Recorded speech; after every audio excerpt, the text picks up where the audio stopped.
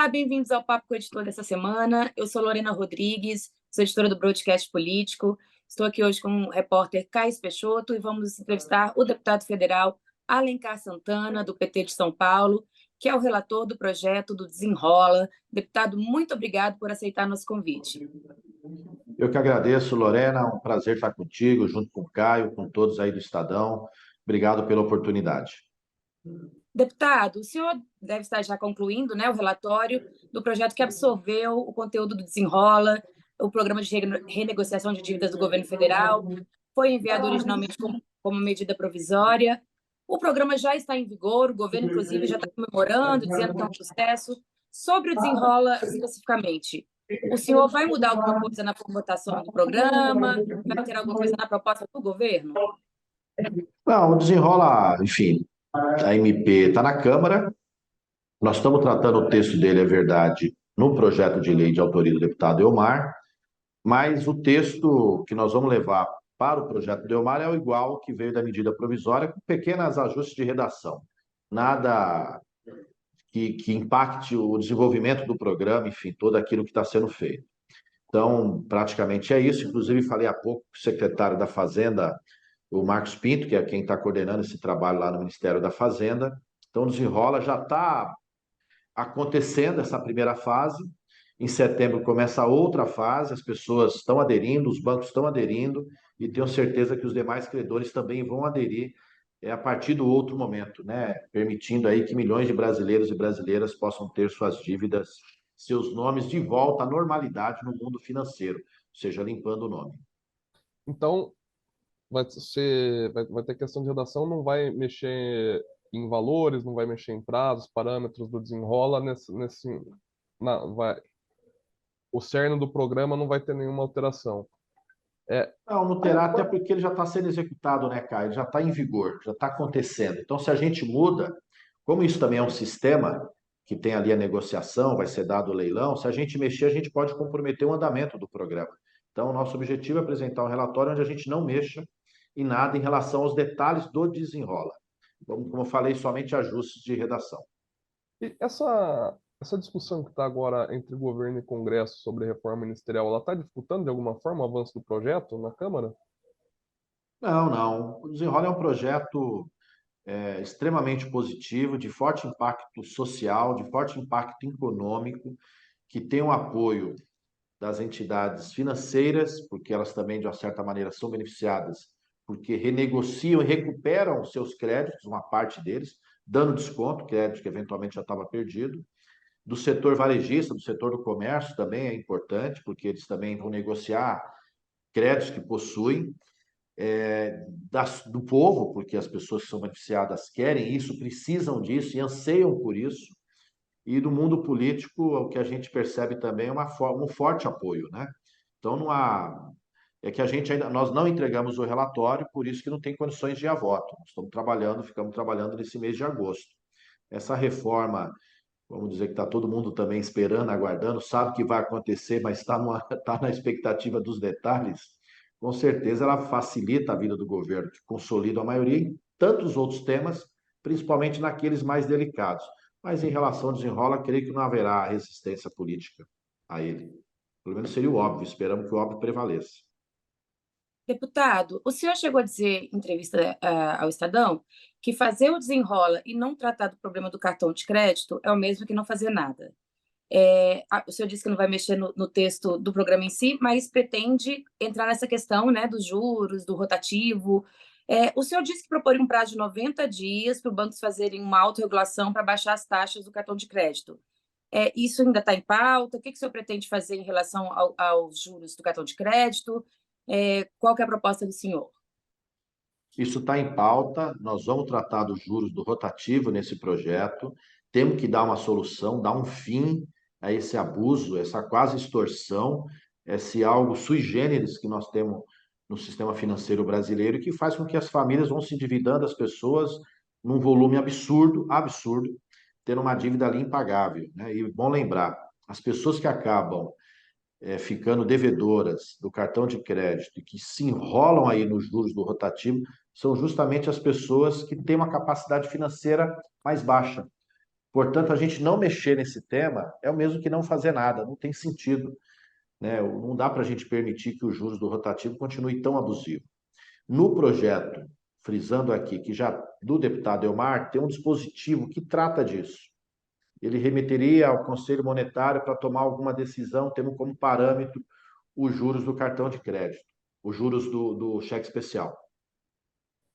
Mas nós queremos, né, trabalhar isso. Esse talvez seja o ponto mais sensível no momento do projeto. É esse que nós ficamos esse mês de agosto inteiro, diria, falando sobre ele, porque muita gente procurou, entidades, externando sua opinião.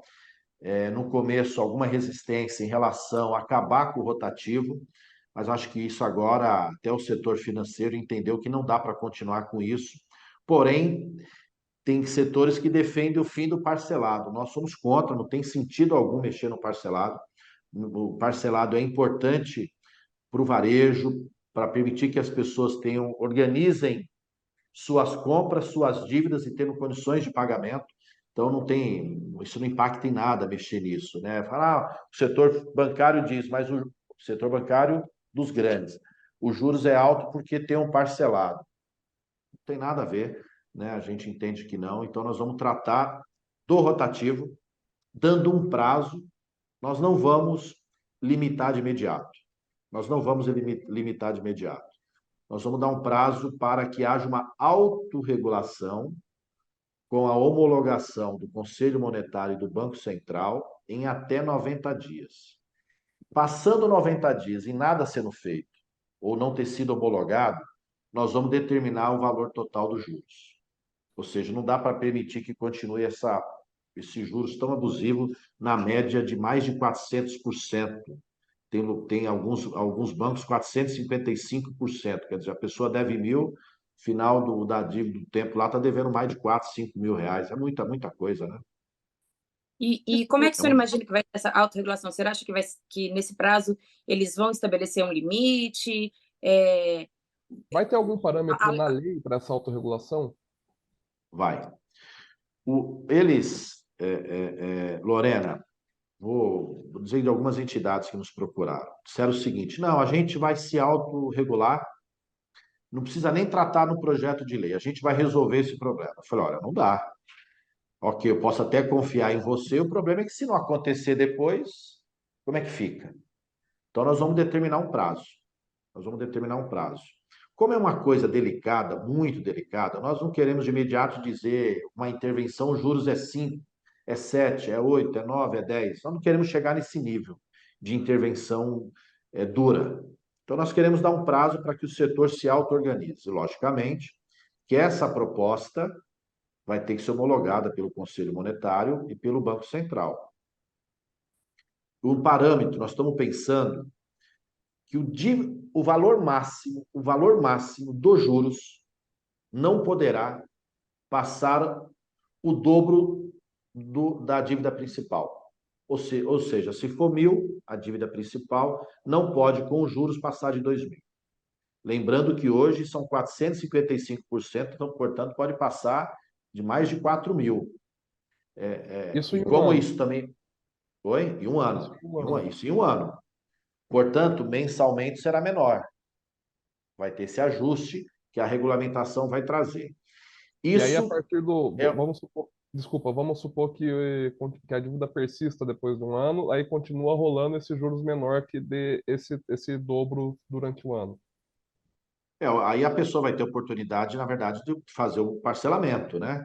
Esses detalhamentos, a regulação que vai tratar. Nós estamos dando parâmetros, estamos dando prazo, se não for feito, passará a ser de tanto, passará a ser de tanto, com esse indicativo que nós estamos trabalhando para ser algo nesse sentido. A regulamentação vai trazer o detalhe. Ó, passou de um ano, vai ter o parcelado, vai ser maior ou menor. Aliás, passou de um mês, né? O cara entrou, já passou a dever o cartão de crédito, ele vai ter a possibilidade de renegociar essa dívida, tendo esses juros como parâmetro. Na verdade, o rotativo vai acabar. A pessoa que está devendo o cartão de crédito vai ter que renegociar, tendo esses juros de no máximo o dobro da dívida como parâmetro. Isso, no projeto do senhor, no projeto no relatório que o senhor vai apresentar, virá só essa questão do dobro por ano. Uma regulamentação Isso. posterior que vai trazer esses detalhes, ou o senhor já vai prever no relatório essa regulamentação toda? Não, nós não vamos trazer um relatório. Eu vou dar um exemplo. Tá. Eu falei o exemplo de uma dívida de 1.000, que pode chegar eventualmente ao máximo dobro em um ano, 2.000. Se na regulamentação nós vamos ter que tratar da graduação da aplicação desses juros, que pode, que pode resultar nesse dobro da dívida. No primeiro mês, se deixar livre, então vou aplicar 50%. E nos outros eu aplico menos. Não, não dá para ser assim, vai continuar um certo abuso. Então, essa graduação nós queremos que a regulamentação traga. Né? Ou seja, vai ser algo gradual, não dá para ter nos meses iniciais um valor de juros lá em cima, ao final menor, nós vamos, se a pessoa renegociar no segundo, no terceiro mês, ela já teria um volume maior. Não dá para a gente fazer algo nesse sentido. Então, mas esse detalhamento nós queremos que a regulamentação traga. Porque o Conselho Monetário, o Banco Central, tem que entrar nessas questões, tem que agir, é competência deles. Nós não queremos que o Congresso vai ele determinar quanto se pode cobrar por alguma coisa ou outra. Nós estamos dando, mas como é uma coisa muito delicada, nós estamos dando prazo e falar, se não ser feito, então terá uma consequência. Mas nós queremos que o Conselho Monetário exerça a sua competência. E essa consequência, vocês vão dar 90 dias, o Conselho Monetário Nacional regulamenta, se não for feito, o relatório do senhor já vai trazer qual será a consequência?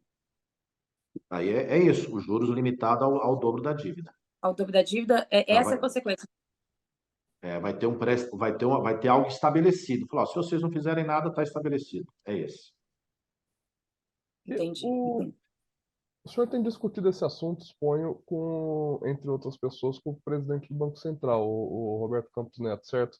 Quer saber como é que Não. tem sido essas conversas? Não, não falei com o Campos Neto, em nenhum momento.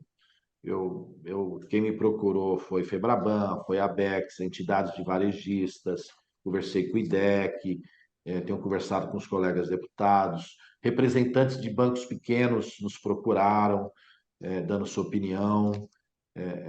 Então, mas eu não conversei com o presidente do Banco Central, mas ele deu uma declaração em relação ao rotativo muito boa, dizendo que ele também entende que o rotativo tem que acabar. Porém, ele no mesmo momento, ele falou que tinha que se pensar na redução do parcelamento, da compra à vista, né? Que não dava para ser. Isso eu discordo. Isso eu discordo, porque não dá para a gente. Essa é uma liberalidade do vendedor. Você vai numa loja X lá, comprar uma televisão, uma roupa, um aparelho doméstico. Quero parcelar em 3, 4, 5. É o vendedor que oferece a parcela. Não dá para entrar nesse detalhamento, não vou. Aí os bancos colocam, não, mas nós temos que reduzir o número de parcelas com preço à vista, porque isso faz aumentar os juros. O que faz aumentar os juros é os juros altos, que faz com que as pessoas entrem na adimplência e acaba virando um círculo vicioso, né? O Banco Central não Pois devia estar é, participando dessa discussão? Oi? O Banco Central não devia estar participando dessa discussão? Olha, ele emitiu a opinião dele, eu tenho conversado com a Fazenda, o Banco Central terá a competência em um projeto sendo aprovado, de homologar essa autorregulamentação, ou se ela não for apresentada, também tomar providências. E não nada sendo feito nos 90 dias, como eu falei, terá consequência dessa limitação. Lembrando que o Banco Central tem um assento automático no próprio Conselho Monetário. essa questão do parcelado, do fito rotativo e do fito parcelado sem juros, acabou que o presidente do Banco Central e o ministro da Fazenda, Fernando Haddad, também discordaram, né? O senhor acha que depois dos juros, né, o PT, o governo fez uma forte pressão para o Banco Central reduzir a taxa Selic. Isso pode ser um novo cabo de guerra entre o governo, entre o PT e o Roberto Campos Neto? Olha, eu não creio que alguém em sã consciência, entendendo a realidade ainda econômica do país, a realidade financeira das pessoas, de todas as famílias, vai ter, de fato, coragem de mexer no parcelado, de dizer que vai reduzir, ou, se tiver o parcelamento, a pessoa pague com juros. Não tem sentido. Acho que isso foi uma importante conquista da sociedade brasileira, esse parcelamento sem juros, inclusive uma sensação de estabilidade que isso transmite. Não dá para a gente voltar um tempo, se eu for parcelar, você vai pagar 10% a mais, 15% a mais. Não tem sentido, né? Então, eu creio que não prosperará tal proposta, tal medida. E acho que o Campos Neto falou ali naquele momento, deu uma entrevista, esperamos que ele também reveja essa opinião. O relatório do Desenrola ainda tem algum outro gargalo para ser resolvido, além do juros do rotativo? Eu acho que o principal, vamos ser sinceros, é esse. Nós estamos pensando, e aí estamos avaliando, estamos discutindo, nada decidido, então vou abrir aqui, mas não tem nada decidido, de tratar eventualmente da portabilidade das dívidas também dos cartões, né? As dívidas financeiras. Ou seja, permitir ali que os bancos, um banco ou outro, possa, né, negociar, renegociar a dívida com aquele devedor, né, assim como já é feito em outras modalidades, né? Então, nós estamos discutindo essa questão da portabilidade, mas não está nada definido. Tem algum parâmetro sendo discutido minimamente de como isso seria feito, ou por enquanto está em abstrato? Na verdade, está abstrato, é só uma ideia por hora, não aprofundamos na questão, estamos pensando. Lembrando que, em tese, isso já pode, pelas regulamentações existentes, baixadas pelo próprio Banco Central. Porém, eu desconheço alguém que faça. Então, por isso que nós queremos ouvir um pouco mais para ver se tem necessidade ou não de colocar no projeto de lei. Seria colocar no projeto de lei como forma de algo que estimulasse a portabilidade. É isso. Entendi. Dizendo da sua possibilidade que pudesse criar ali que isso se tornasse realidade, né? Que de fato houvesse eventualmente essa concorrência entre os bancos, baixando ali o valor da dívida das pessoas, que É pudesse algo que teve negociar em melhores sucesso condições. é o que teve sucesso, por exemplo, no mercado imobiliário, né? As pessoas puderam fazer portabilidade de suas dívidas imobiliárias, renegociar, né? É mais ou menos isso. Consignados, Consignado. consignados e outros. De onde surgiu O essa problema ideia? desse tipo de dúvida, o problema desse tipo de dívida é que é uma dívida que não tem garantias, né? Você falou imobiliária, tem garantia do imóvel. Consignado, você tem a garantia do salário, né? Folha, Que é né? descontado na fonte. Essa dívida, em tese, não tem garantia. Pode ser que esse seja um problema. Por isso que eu falei, eu vou estudar melhor o assunto, mas estamos pensando em tratar. Essa ideia de incluir a portabilidade de dívida no relatório do Desenrola surgiu de onde? Foi numa conversa nossa com a equipe, o pessoal que tem me ajudado ali no trabalho, né? E aí uma pessoa ali sugeriu para a gente estudar essa possibilidade e estamos fazendo isso. Entendi. E você já tem alguma solução para essa questão de garantia? Já tem algumas saídas, algumas Não, alternativas? não, isso foi agora, isso foi recente, estou dando aqui em primeira mão mesmo aqui, né? Não temos ainda, estamos estudando o tema. Deputado, O e relatório como é que fica está o pronto na semana timing que da vem, né? votação? Quando é que o senhor apresenta o relatório? Quando o senhor acha que vota? Se eu tiver condições de terminá-lo, concluir, falar com alguns líderes hoje, quero ouvir a opinião deles antes de apresentar o relatório, talvez apresente até amanhã, se não no começo da próxima semana. Até E aí a amanhã já? votação Vamos que vem? conversar com alguns líderes, vamos tentar hoje. Se houver possibilidade, a gente sentir ali concordância em alguns pontos, a gente pretende apresentá-lo, se não só, mas na semana que vem. Já teve alguma conversa envolvendo o Senado, ou por enquanto está concentrado 100% na Câmara?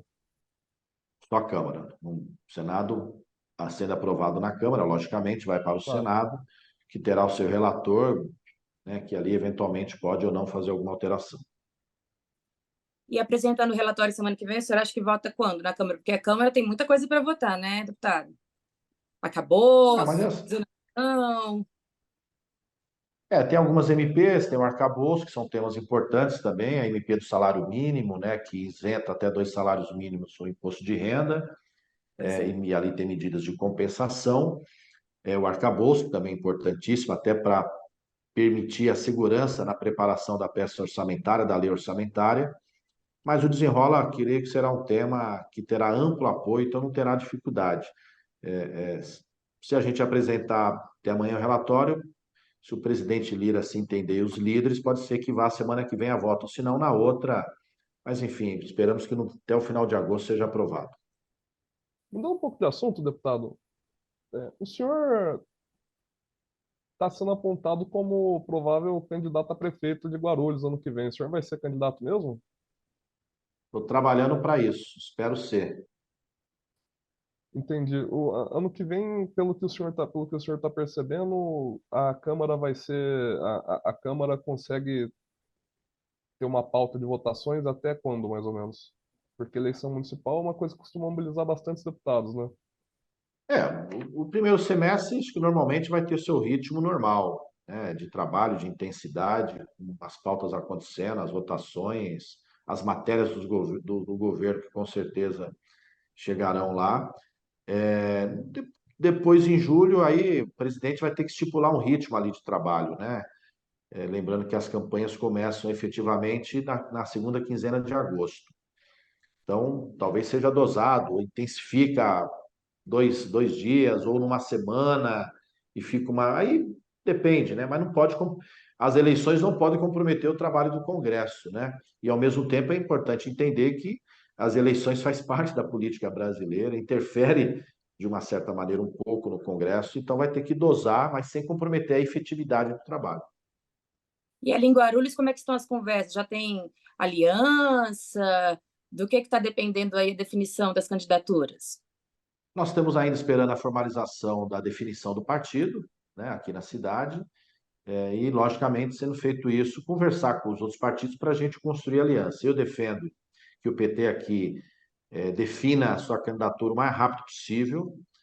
Lembrando que Guarulhos, apesar de ser a segunda cidade do estado de São Paulo, não tem televisão, que é algo absurdo, absurdo. E isso, de uma certa maneira, faz com que a campanha tenha um outro ritmo, um outro jeito. Portanto, definir antes é importante para a gente construir melhor essas alianças desde já, porque lá na frente os partidos não nos trarão tempo de TV. O que a gente precisa é construir com eles são justamente as chapas de seus candidatos a vereador e a vereadora para que elas estejam juntos em sintonia, né, e ajudarem a construir, inclusive, o plano de governo. Mas nós temos uma etapa interna e eu defendo que a gente conclua ela até setembro. Tá bom. Entendi. Pode ir, Caio. Não, eu queria saber também, voltando para a Câmara, como que tá a relação do PT? O senhor é vice-líder do governo, é um cara que tem uma trajetória de representação parlamentar no PT faz tempo com o presidente da Câmara, o Arthur Lira. A gente, olhando de fora, me parece ser uma relação um tanto instável, meio com altos e baixos. Em que momento que está isso agora?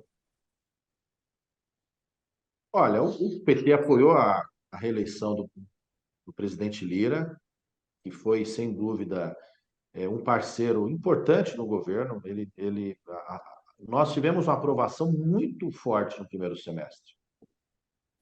As medidas provisórias do Minha Casa Minha Vida, do Mais Médico, é, é, a recriação de ministérios como o Ministério da Cultura, foi a reorganização administrativa das mulheres e outros, a reforma tributária, o arcabouço fiscal que foi aprovado em primeiro turno na Câmara.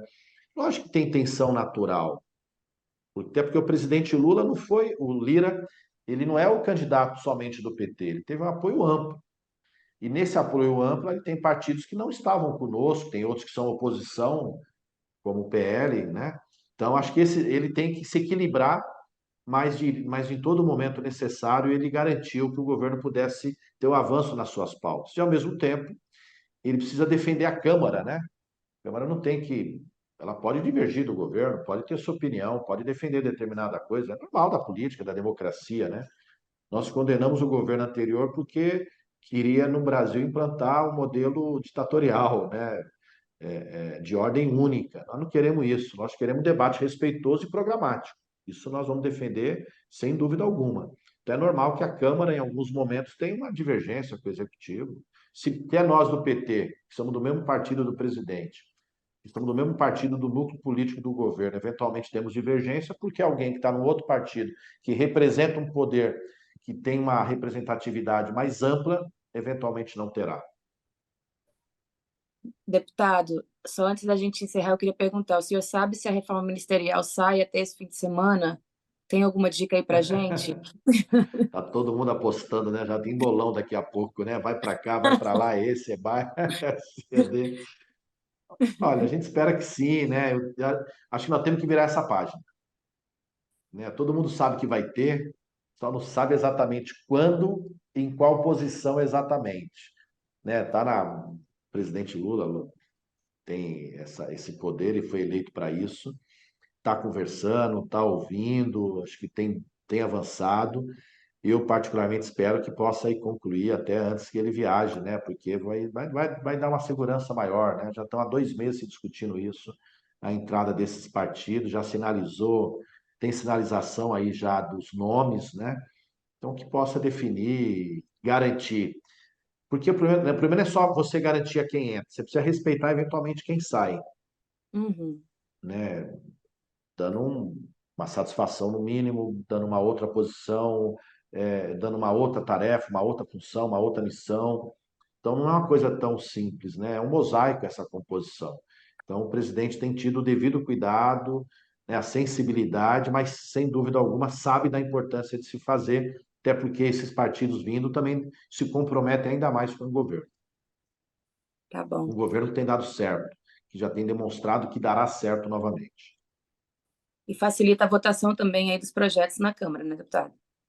Com certeza ajuda todo mundo. Tá bom. Deputado, muito obrigado pela presença. Vamos encerrando aqui, que a gente já está no nosso prazo. A gente conversou aqui com o deputado federal Alencar Santana, do PT de São Paulo. Quero agradecer também ao Caís Peixoto, que fez a entrevista comigo. Muito obrigada, deputado. Eu que agradeço, Lorena, Caio, vocês, todos aí da equipe do Estadão. Obrigado pela oportunidade. Um forte abraço, bom final de semana a todos.